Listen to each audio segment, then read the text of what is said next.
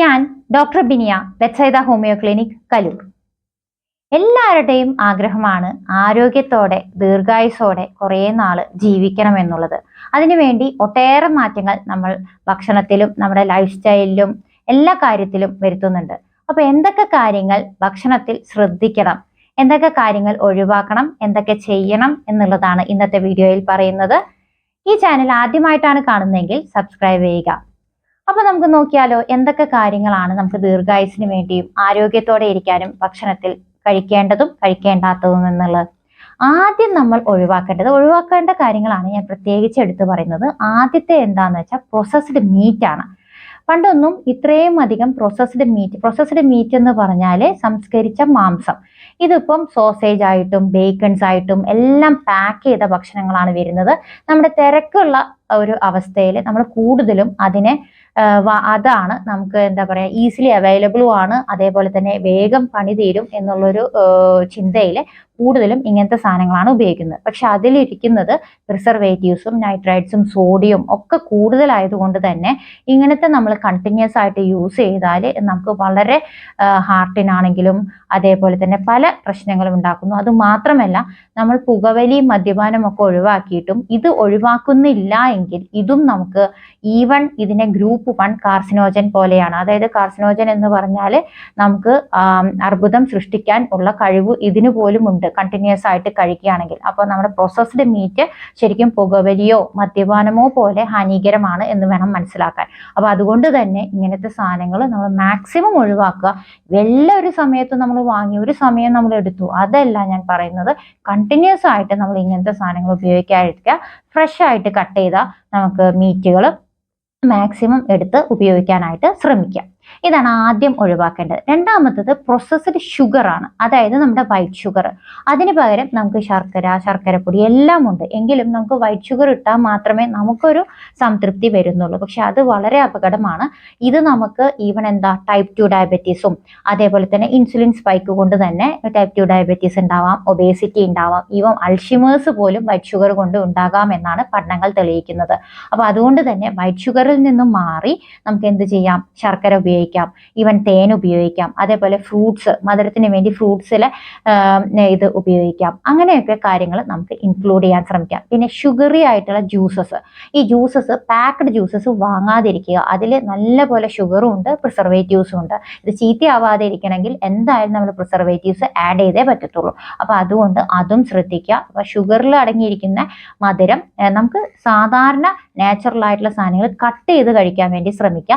ഇല്ലെങ്കിൽ വീട്ടിൽ വന്നിട്ട് നമ്മൾ അത് ജ്യൂസ് ആയിട്ട് കുടിക്കുക, ജ്യൂസ് എടുത്തിട്ട് കുടിക്കുക. അങ്ങനെ ഷുഗറി ഡ്രിങ്ക്സ് മാക്സിമം തന്നെ ഒഴിവാക്കാനും കൂടി ശ്രമിക്കണം.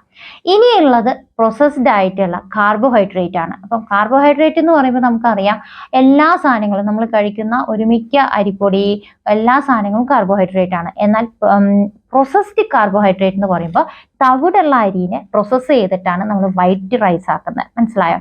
അതേപോലെ തന്നെ നമുക്ക് നമ്മുടെ നമ്മുടെ ഗോതമ്പ് പൊടി ഇങ്ങനത്തെയൊക്കെ സാധനങ്ങൾ പ്രോസസ്സ് ചെയ്തിട്ട് നമ്മൾ മൈദ ഉണ്ടാക്കുന്നു. ഇങ്ങനെ ഓരോ സാധനങ്ങളും നമ്മൾ പ്രോസസ്സ് ചെയ്യുന്ന സമയത്ത് അതിലെ ഫൈബറും അതിലെ ന്യൂട്രിയൻ ഗ്രേഡിയന്റും കുറഞ്ഞാണ് പോകുന്നത്. അപ്പൊ ഏറ്റവും നല്ലത് അതിന്റെ ആദ്യത്തെ ഫോം തവിടുള്ള അരി തന്നെ ഉപയോഗിക്കുക. ചോറിനാണെങ്കിലും പൊടിക്കാനാണെങ്കിലും ഇങ്ങനത്തെ സാധനങ്ങൾക്കൊക്കെ തവിട് മാറ്റാത്ത അരി തന്നെ നമ്മൾ ഉപയോഗിക്കാൻ വേണ്ടി ശ്രമിക്കുക. അതേപോലെ മൈദയ്ക്ക് പകരം ഗോതമ്പ് പൊടിയോ റാഗി, ഓട്സ്, ക്വിനോവ ഇതൊക്കെ പലതരത്തിലുള്ള ഇതാണ്. അത് വെച്ചിട്ട് അതിലൊക്കെ ഫൈബറും കുറച്ച് നല്ലോണം അടങ്ങിയിട്ടുണ്ട്. അതേപോലെ തന്നെ ഇതിന്റെ പ്രോസസ്ഡ് ഫോം അല്ല, ആദ്യത്തെ ഫോമിലാണ് അത് കിട്ടുന്നത്. അപ്പൊ അങ്ങനത്തെ സാധനങ്ങൾ നമ്മൾ എല്ലാ ഭക്ഷണങ്ങളും ഉണ്ടാക്കാൻ വേണ്ടി ശ്രമിക്കുക. നമുക്ക് ഒരാൾക്ക് വേണ്ടി ഞാൻ പറയുന്നതല്ല, ഒരു വീടിനെ ചേഞ്ച് ചെയ്യാനേ നമുക്ക് കഴിയുള്ളൂ. വീട്ടിലെല്ലാവർക്കും അങ്ങനത്തെ ഫുഡുകൾ തന്നെ പരിചയപ്പെടുത്താൻ വേണ്ടി ശ്രമിക്കുക. ഇനിയുള്ളത് നമുക്ക് എന്താന്ന് വെച്ചാൽ ഉപ്പാണ്. ഉപ്പിന്റെ കണ്ടന്റ് കൂടുതലുള്ള സാധനങ്ങൾ കഴിക്കാതിരിക്കുക. അത് എപ്പോഴും നമുക്ക് പാക്ഡ് ആയിട്ട് വരുന്ന സാധനങ്ങളാണെങ്കിലും നമ്മുടെ ബേക്കറി ഐറ്റംസ് ആണെങ്കിലും നമുക്ക് മിക്സ്ചർ ഇങ്ങനത്തെ സാധനങ്ങളുണ്ടല്ലോ, നമ്മൾ ബേക്കറിയിൽ നിന്ന് വാങ്ങിക്കുന്ന എല്ലാ സാധനത്തിലും ഉപ്പിന്റെ അളവ് വളരെ കൂടുതലാണ്. ഏറ്റവും പ്രധാനമായി എനിക്ക് പറയാനുള്ളത് നമ്മുടെ കൊക്കക്കോള പോലെയുള്ള സ്പ്രൈറ്റ് പോലെയുള്ള ഇതെല്ലാം പൂർണ്ണമായിട്ട് ഒഴിവാക്കുക. അതിൽ നമുക്ക് മധുരവും വരുന്നുണ്ട്, അതിൻ്റെ കൂടെ തന്നെ നമുക്ക് സോഡിയവും വരുന്നുണ്ട്. അതുകൊണ്ട് തന്നെ ഉപ്പിന്റെ അളവ് കൂടുതലാണ് ഈ പറഞ്ഞ ഡ്രിങ്ക്സിലൊക്കെ. അപ്പൊ അത് ശ്രദ്ധിക്കുക. കാരണം BP കൂടുന്നു, അതുപോലെ തന്നെ BP റേസ് വരുന്നു, കിഡ്നിയെ എഫക്ട് ചെയ്യുന്നു, ഹാർട്ടിനെ എഫക്ട് ചെയ്യുന്നു. ഇതെല്ലാം ഒരു പ്രോസസ്സാണ്. ആദ്യം നമ്മൾ ഒഴിവാക്കേണ്ടത് ഈ പറഞ്ഞിട്ടുള്ള കൊക്കോകോള, സ്പ്രൈറ്റ് പോലത്തെ സാധനങ്ങൾ മാക്സിമം നമ്മൾ കുടിക്കാതിരിക്കുക. എപ്പോഴെങ്കിലും ഒന്ന് കഴിച്ചു എന്നുള്ളത് കൊണ്ടല്ല ഞാൻ പറയുന്നത്, കണ്ടിന്യൂസ് ആയിട്ട് കഴിക്കുന്ന ഒരുപാട് പേര് പേഷ്യൻസ് വരുന്നുണ്ട്. അപ്പൊ അതുകൊണ്ട് തന്നെ ഇങ്ങനെ ഒരു സ്ഥിരമായിട്ട് ഇങ്ങനത്തെ സാധനങ്ങളുടെ ഉപയോഗം കുറയ്ക്കുക. കാരണം അതിൽ നമ്മൾ വിചാരിക്കുന്നില്ല, നമുക്ക് ടേസ്റ്റ് നോക്കുമ്പോൾ നമുക്ക് മധുരമാണ് തോന്നുന്നെങ്കിലും അതിലെല്ലാം ഉപ്പിന്റെ അളവ് കൂടുതലാണ്. അപ്പൊ അത് ശ്രദ്ധിക്കുക. നിങ്ങൾക്ക് വേണമെങ്കിൽ അതിന്റെ ഇതിൽ സെർച്ച് ചെയ്ത് കാണിച്ച് നോക്കിയാൽ അറിയാൻ പറ്റും, ഇതിൽ ഉപ്പിന്റെ അളവ് വളരെ കൂടുതലാണ്. അപ്പൊ അത് ശ്രദ്ധിക്കുക. ഉപ്പ് മാക്സിമം കുറച്ച് ഉപയോഗിക്കുക. വീട്ടിലുണ്ടാക്കുന്ന ഫുഡുകൾ കഴിക്കുക. അതിൽ ഉപ്പും പഞ്ചസാരയും കൺട്രോൾ ചെയ്ത് ഉപയോഗിച്ച് പഠിക്കുക. ഇനിയുള്ളത് നമുക്ക് പുറത്തുനിന്നുള്ള, അതായത് മധുരപലഹാരങ്ങൾ, നമ്മൾ പുറത്തുനിന്ന് വാങ്ങിക്കുന്ന ബേക്കറി സാധനങ്ങൾ, ഇതെല്ലാം നമ്മുടെ എന്താ പറയുന്നത്, നമ്മുടെ കുടലിനെ വരെ ഈ പറഞ്ഞ പോലെ അതിന് കാരണം എന്താ വെച്ചാൽ പ്രിസർവേറ്റീവ്സ് ആഡ് ചെയ്തിട്ടുണ്ട്, കളർ ആഡ് ചെയ്തിട്ടുണ്ട്, എസൻസ് ആഡ് ചെയ്തിട്ടുണ്ട്. ഇതെല്ലാം നമുക്ക് ടേസ്റ്റ് തോന്നും, അതിന്റെ രുചിയും അതിന്റെ ഭംഗിയും ഒക്കെ കാണുമ്പോൾ നമ്മൾ വാങ്ങിപ്പോകും, ഇല്ല എന്ന് പറയുന്നില്ല. പക്ഷെ മാക്സിമം നമ്മൾ അത് കൺട്രോൾ ചെയ്യാൻ നോക്കുക. ആ സാധനങ്ങൾ കൂടുതലായിട്ട് ഉപയോഗിക്കാതിരിക്കാൻ നോക്കുക. കാരണം ഇത് നമ്മുടെ കുടലിനെ എഫക്ട് ചെയ്യാം, അതേപോലെ ഹോർമോൺസിനെ എഫക്ട് ചെയ്യാം. ഒരുപാട് പേര് PCOD ഉള്ളവരൊക്കെ വരുമ്പോൾ നമ്മൾ നോക്കിയാൽ അറിയാം, അവരുടെ ഭക്ഷണത്തിൽ കൂടുതലും ബേക്കറി സാധനങ്ങളും പുറത്തെ സാധനങ്ങളും ആയിരിക്കും കൂടുതലായിട്ട് കാണുന്നത്.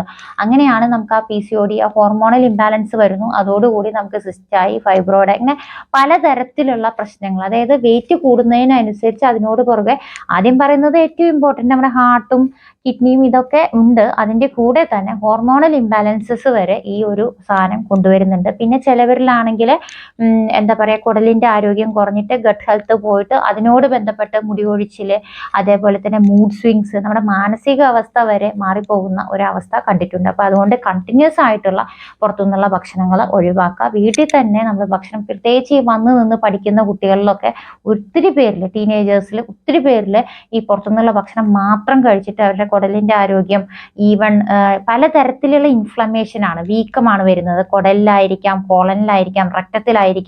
ഇതൊക്കെ ഇൻഫ്ലമേഷൻ ഉണ്ടാകുന്നത് നമ്മുടെ ഭക്ഷണത്തിന്റെ പ്രശ്നം കൊണ്ടാണ്. അപ്പൊ അതുകൊണ്ട് എല്ലാ നേരവും, രാവിലെയും ഉച്ചയ്ക്കും വൈകുന്നേരം പുറത്തുനിന്ന് കഴിക്കുന്ന കുട്ടികൾ വരെ നമ്മുടെ അവിടെ പേഷ്യൻസ് ആയിട്ട് വരാറുണ്ട്. അപ്പൊ അത് ശ്രദ്ധിക്കുക. മാക്സിമം വീട്ടിലെ ഫുഡ്, ഒരു ഹോംലി മീൽസ് എപ്പോഴെങ്കിലും നമ്മൾ പുറത്തൊക്കെ കഴിക്കുന്ന പോലെയല്ല എല്ലാ ദിവസവും നമ്മൾ പുറത്തുനിന്ന് കഴിക്കുമ്പോൾ അതിൻ്റെതായ ഒരു ബാഡ് എഫക്റ്റ് നമ്മുടെ ശരീരത്തിൽ ഉണ്ടാകുന്നു.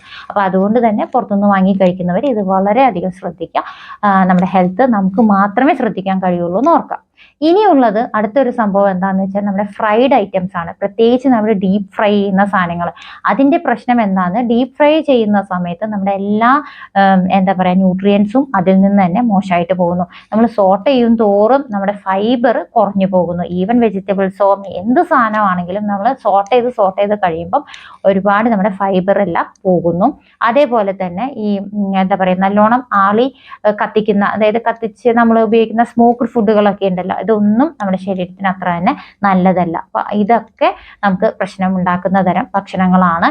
ഡീപ്പ് ഫ്രൈ ചെയ്യുന്നത്, പിന്നെ ഓയിൽ മോശമാവുന്നത്, അത് വേറെ പ്രശ്നം. പുറത്തുനിന്ന് കഴിക്കുമ്പോൾ നമുക്ക് ഓയിൽ മോശമാവുന്നത് വഴി അതും നമ്മുടെ കുടലിനെ ഭയങ്കരമായിട്ട്, നമ്മുടെ ഗട്ട് ഹെൽത്ത് വളരെയധികം മോശമാക്കാനുള്ള സാധ്യതയുണ്ട്.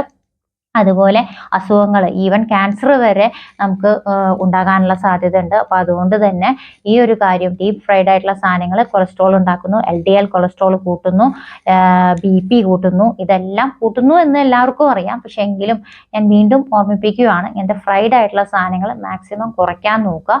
എപ്പോഴെങ്കിലും കഴിക്കുന്നത് പോലെയല്ല, സ്ഥിരമായിട്ട് അത് നമ്മൾ കഴിക്കാതിരിക്കുക. അത് നമുക്ക് നമ്മളെ അസുഖത്തിലേക്ക് നയിക്കുന്നു. അപ്പോൾ ഇത്രയും കാര്യങ്ങൾ ഞാൻ ആദ്യം മുതൽ പറഞ്ഞ പോലെ, ഇത്രയും കാര്യങ്ങൾ പ്രത്യേകിച്ച് ഇതും കൂടി ഓർത്തോളൂ. ഈ ട്രാൻസ് ഫാറ്റ്, ഇപ്പം ചില ബിസ്ക്കറ്റ്സിലാണെങ്കിലും, കൂടുതൽ ബിസ്ക്കറ്റ്സ് ഇപ്പം നല്ല ബിസ്ക്കറ്റ്സിന്റെ കമ്പനീസൊക്കെ ട്രാൻസ് ഫാറ്റ് ഒഴിവാക്കിയിട്ടാണ് ഇപ്പോൾ ബിസ്ക്കറ്റുകൾ തരുന്നത്. പക്ഷെ എങ്കിലും ചില ബിസ്ക്കറ്റിന്റെ ബാക്കിൽ നോക്കിയാൽ മതി, ട്രാൻസ് ഫാറ്റ് അടങ്ങിയിട്ടുള്ള ബിസ്ക്കറ്റുകളും മാക്സിമം ഒഴിവാക്കുക. ഈ ട്രാൻസ് ഫാറ്റ് നമ്മുടെ LDL കൊളസ്ട്രോൾ പെട്ടെന്ന് കൂട്ടുന്നു. അതേപോലെ തന്നെ അതിന് ഒരുപാട് നെഗറ്റീവ് എഫക്ട്സ് ഉണ്ട്. അപ്പം ഈ ട്രാൻസ് ഫാറ്റ് ഉള്ള സാധനങ്ങൾ മാക്സിമം ഒഴിവാക്കാൻ നോക്കുക. പിന്നെ ഈ പറഞ്ഞ പോലെ തന്നെ നമുക്ക് മൈദ ഒഴിവാക്കുക, അതേപോലെ ഡാൽഡ ഉപയോഗിച്ചുണ്ടാക്കുന്നത് ഒഴിവാക്കുക. ഇതൊക്കെ ഇതിന് പകരം നമുക്ക് ആവിയിൽ പുഴുങ്ങിയ സാധനങ്ങൾ ഉപയോഗിക്കാം. അതേപോലെ തന്നെ നല്ല തവിടുള്ള സാധനങ്ങൾ വെച്ചിട്ട് തന്നെ നമുക്ക് ബേക്ക് ചെയ്ത് ഉപയോഗിക്കാം. എയർ ഫ്രയറിൽ വറുത്ത് എടുക്കാം. ഓയിൽ കുറവായിരിക്കും. അതേപോലെ തന്നെ ഈ ഓയിൽ യൂസ് ചെയ്തിട്ടുള്ള ഓയിലിൽ തന്നെ എടുക്കുന്ന സാധനങ്ങൾ മാക്സിമം ഈ കടകളിൽ നിന്ന് പോയിട്ട് വാങ്ങിക്കാതിരിക്കുക. വീട്ടിൽ തന്നെ ഉണ്ടാക്കുകയാണെങ്കിൽ അത്രയും തന്നെ പ്രശ്നമില്ല. നമ്മളത് ഓയിലിന്റെ യൂസേജ് നമ്മൾ കറക്റ്റ് ചെയ്യാൻ നോക്കുക. ഇങ്ങനെയൊക്കെ കാര്യങ്ങൾ നമ്മുടെ വീടുകളിൽ തന്നെ ചെയ്യുകയാണെങ്കിൽ ഒരുപാട് ആരോഗ്യ പ്രശ്നങ്ങളിൽ നിന്നും മാറി നിൽക്കാനാകും. കോഷ്യസ് ആയിട്ട് നമ്മുടെ ഹെൽത്തിനെ ശ്രദ്ധിക്കുക, നമ്മുടെ കോഷ്യസ് ആയിട്ട് ഇരിക്കുക. ഓരോ പ്രാവശ്യം നമ്മൾ കഴിക്കുന്നത് നല്ലതിന് വേണ്ടിയാണ് നമ്മൾ കഴിക്കുന്നത് അല്ലേ, നമുക്ക് ഊർജവും ആരോഗ്യവും കിട്ടാൻ വേണ്ടിയാണ് നമ്മൾ കഴിക്കുന്നത്. അപ്പൊ കഴിക്കുന്ന സാധനങ്ങളും അതുപോലത്തെ ആണെങ്കിൽ നമുക്ക് കൂടുതൽ ഊർജ്ജസ്വലരായിട്ട് ഇരിക്കാൻ കഴിയും. അതുകൊണ്ട് തന്നെ ഒരു ശ്രദ്ധ നമ്മുടെ ഹെൽത്തിന്റെ കാര്യത്തിലും നമ്മുടെ ഭക്ഷണത്തിന്റെ കാര്യത്തിലും കൊടുക്കുക. ഓക്കെ, അപ്പൊ അത് നമുക്ക് ഒരുപാട് നാള് ദീർഘായുസ്സും, അതേപോലെ തന്നെ ദീർഘായുസ്സും മാത്രം കിട്ടിയിട്ട് കാര്യമില്ല, അതിന്റെ കൂടെ തന്നെ ആരോഗ്യവും നമുക്ക് പ്രൊവൈഡ് ചെയ്യുന്നതാണ്. അപ്പൊ ഇതുപോലുള്ള ഹെൽത്ത് ടിപ്പുകൾ നിങ്ങൾക്ക് ഇഷ്ടപ്പെടുന്നു എങ്കിൽ സബ്സ്ക്രൈബ് ചെയ്യുക. മറ്റൊരു ഹെൽത്ത് ടിപ്പിനായി കാത്തിരിക്കുക. താങ്ക്